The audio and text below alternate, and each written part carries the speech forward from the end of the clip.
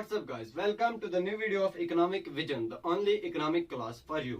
तो guys हमने आज पढ़ना है कास्ट। तो इससे पहले हमने कास्ट का एक वीडियो दिया है जिसमें हमने कास्ट का इंट्रोडक्शन पढ़ा है एंड उसकी कुछ टाइप्स पढ़ी है। अगर आपने वो वीडियो नहीं देखी है आपको लिंक डिस्क्रिप्शन में मिलेगी, जाके पहले वो वीडियो देखें फिर ये वीडियो देखिए, क्योंकि आपको फिर बाद में ये समझने में कोई प्रॉब्लम नहीं होगी। तो ऑल्सो हमने कुछ पहले भी वीडियो दी है इकोनॉमिक्स के बारे में एंड JKSSP के रिलेटेड कुछ वीडियो दी है, आपको उनकी भी लिंक डिस्क्रिप्शन में मिलेगी, वो वीडियोस भी अगर जरूरत पड़े तो देखिए। तो गाइज अब हमें पढ़ना है शॉर्ट रन कास्ट। क्या पढ़ना है? Short run cast.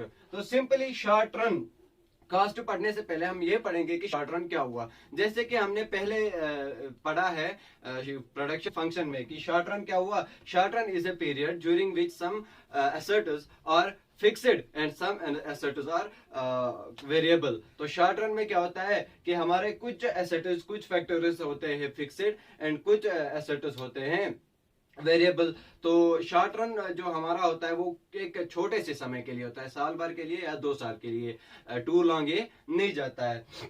Date is why इसमें कुछ फैक्टर्स फिक्स्ड होते हैं, कुछ फैक्टर्स वेरिएबल होते हैं। मतलब अगर हम शॉर्ट रन 1 साल के लिए किसी चीज की प्रोडक्शन करनी है तो हमने लैंड लिया है, हमने बिल्डिंग बनाई है, वो हमारा फिक्स्ड ही आएगा, हम उसे चेंज नहीं कर पाएंगे। फॉर एग्जांपल हम सोचेंगे कि अब भी हमने यहाँ पे एक फर्म खोली है तो अब हम उसे चेंज करेंगे दूसरी जगह पे, तो 1 ही साल का हमारा पीरियड है, तो अब जब तक हम ये चेंज करेंगे तब तक हमारा ड्यूरेशन, हमारा टाइम खत्म होगा। तो इसलिए ये फैक्टर्स रहेंगे फिक्स्ड ही। तो उसके बाद आता है वेरिएबल।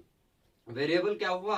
वेरिएबल फॉर एग्जांपल हम किसी चीज की प्रोडक्शन कर रहे हैं तो उसके लिए जो हमारा आउटपुट है, आउटपुट के लिए हमें जो इनपुट यूज कर रहे हैं, रॉ मटेरियल हो, हमारा लेबर हो, हम अपने आउटपुट के हिसाब से यूज करते हैं। अगर हमें 10 यूनिट किसी चीज के बनाने हैं तो उसी हिसाब से हम अपना इनपुट यूज करते हैं। अगर 10 यूनिट पेन के बनाने हो तो उसी हिसाब से हम अपना इनपुट रॉ मटेरियल यूज करेंगे, ज्यादा रॉ मटेरियल यूज नहीं करेंगे, उसी हिसाब से हम अपने लेबर यूज करेंगे। उन्हें कहते हैं वेरिएबल एसेट्स। तो अब short run cost. Short run cost क्या हुआ? जो भी हमारा एक्सपेंडिचर होता है किस पे? शॉर्ट रन फंक्शन पे, तो हम उसे कहते हैं शॉर्ट रन कास्ट। ये जो शॉर्ट रन कास्ट है ये 2 कंपोनेंट्स पे डिवाइड हुआ है।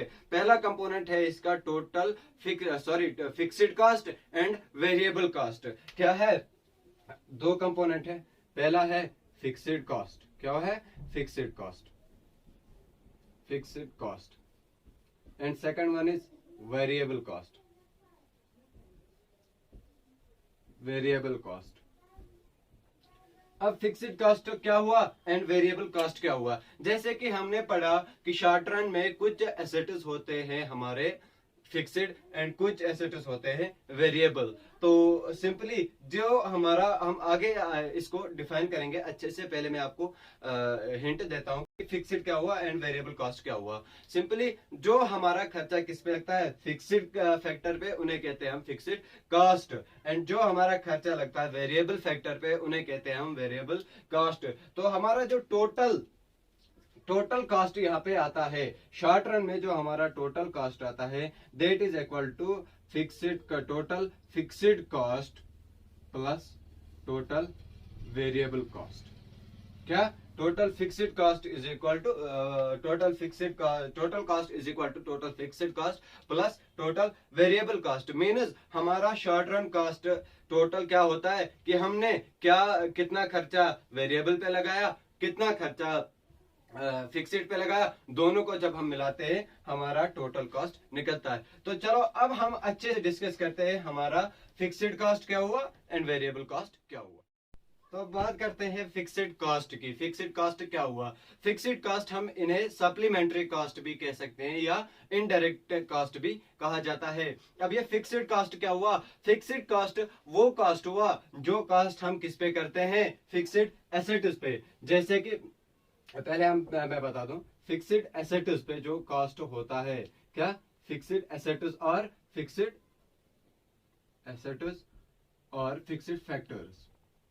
फिक्स्ड फैक्टर या फिक्स्ड एसेट्स पे हम जो भी खर्चा करते हैं उसे कहते हैं हम फिक्स्ड कॉस्ट।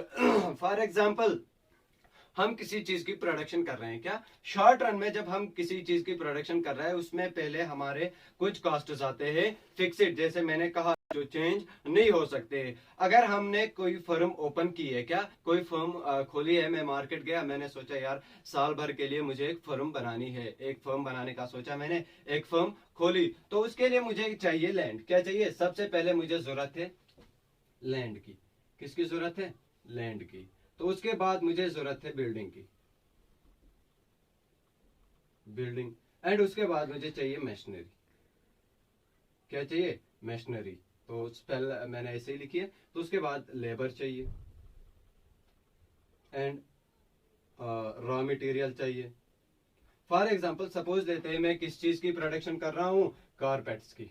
किसकी? कारपेट्स की। मैं प्रोडक्शन कर रहा हूँ कारपेट्स की। तो कारपेट बनाने है मुझे, उसकी मैंने एक फर्म खोली है, उसके लिए मुझे पहले लैंड की जरूरत है। सपोज मैंने 1 कनाल लैंड लिया एंड उस पर बिल्डिंग बनाई, 2 मंजिल 3 मंजिल जितनी भी बनानी थी। तो उसके बाद मैंने मशीनरी भी खरीदी। तो उसके बाद मैं कर रहा हूँ use labour and raw material जो मुझे जरूरत है किसके लिए? मेरे कारपेट्स बनाने के लिए। तो लैंड मैंने खरीदी है या लैंड बिल्डिंग, उसका रेंट देता हूं मैं महीने का 10,000। कितना देता हूं? महीने का देता हूं मैं 10,000, सॉरी 1000 हुआ, 10,000 मैं उसका रेंट देता हूं महीने का। तो अब मैं क्या करता हूं, मेरी जो प्रोडक्शन है कारपेट्स की, तो महीने में मैं करता हूं 100 की। किसकी? 100 की प्रोडक्शन में कारपेट्स की कर रहा हूं।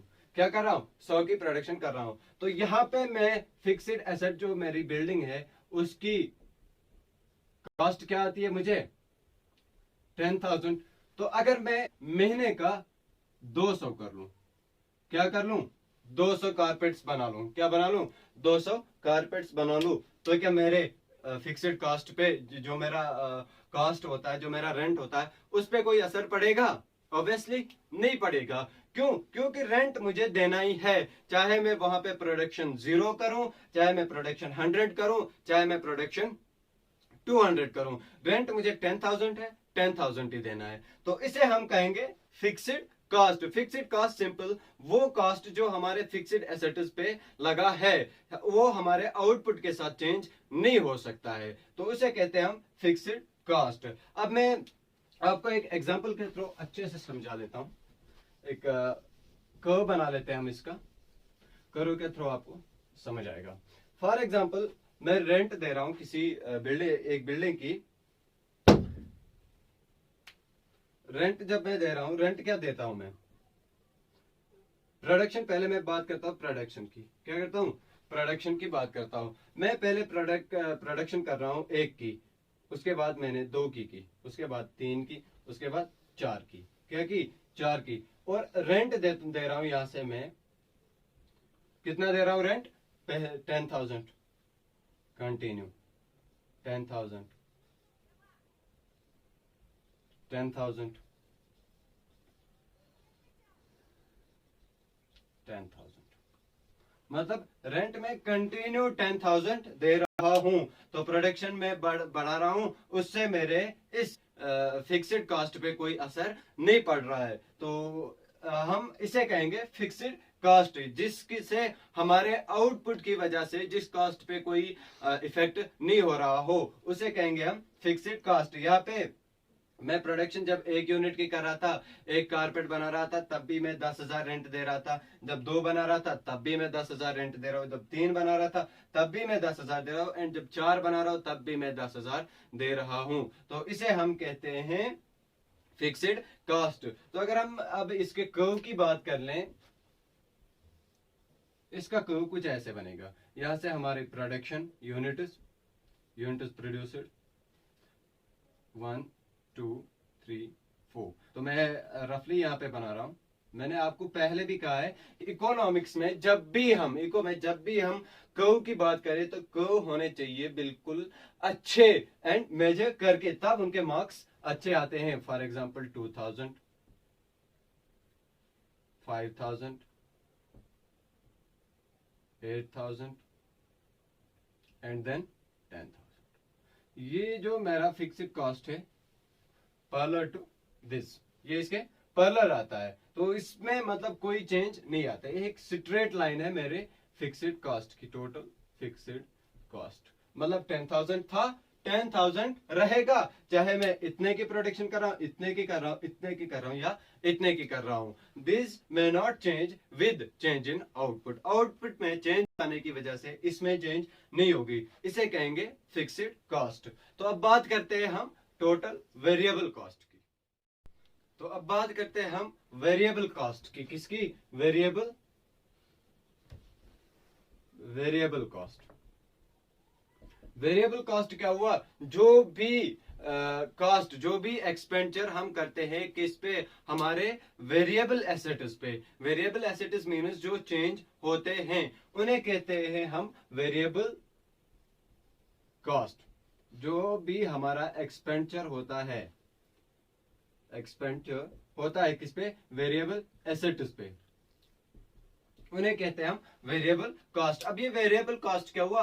वेरिएबल कॉस्ट मीन्स जो भी हमारा खर्चा होता है वेरिएबल एसेट्स पे, वेरिएबल फैक्टर्स पे, उसे कहते हैं हम वेरिएबल कॉस्ट। ये जो वेरिएबल कॉस्ट होता है ये हमारे आउटपुट के साथ साथ चेंज होता है, हमारे आउटपुट के साथ साथ चेंज होता है। अगर हमारा आउटपुट जीरो हो, क्या हमारा आउटपुट सपोज जीरो है, क्या है? जीरो, हमारा वेरिएबल कॉस्ट भी जीरो ही होगा। क्या होगा? जीरो ही होगा।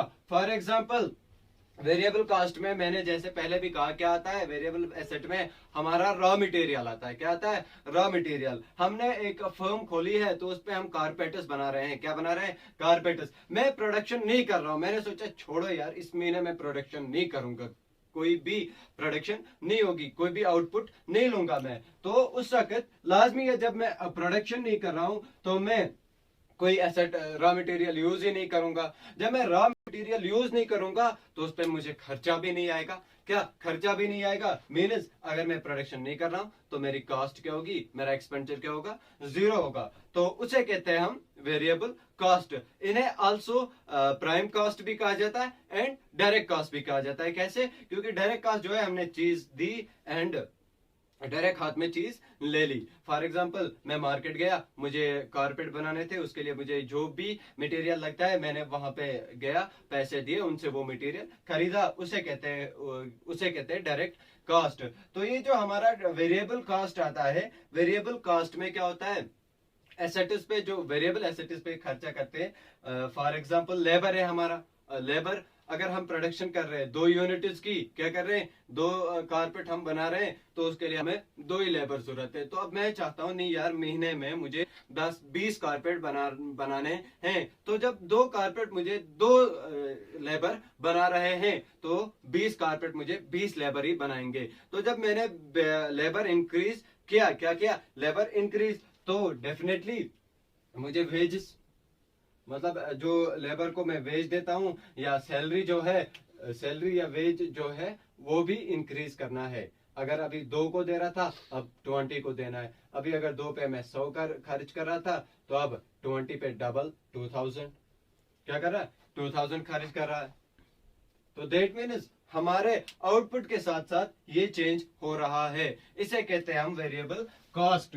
तो वेरिएबल कॉस्ट एक एग्जांपल के थ्रू अच्छे से समझाऊंगा मैं आपको। वेरिएबल कॉस्ट में क्या आता है हमारा? सपोज पहले हम लेते हैं हमारे इनपुट्स, आउटपुट, सॉरी, हमारा आउटपुट प्रोड्यूसर। क्या?